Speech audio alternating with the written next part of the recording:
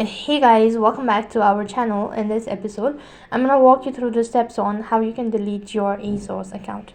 So in order to delete your Asos account, all you have to do is just go ahead and log in into your Asos account.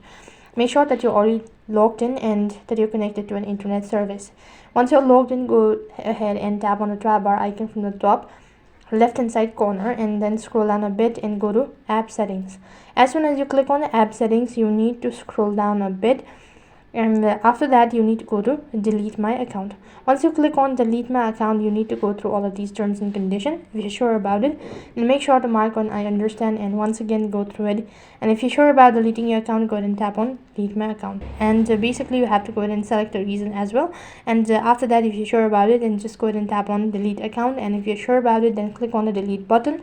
And for the confirmation, you'll be asked to type in the password associated with your Asos account, and then go ahead and enter in that. As soon as you've done that, your account will be permanently deleted.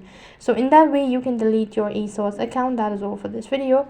I hope the video was helpful. Make sure to like, share and subscribe to our channel. Thank you for watching. See you in the next video.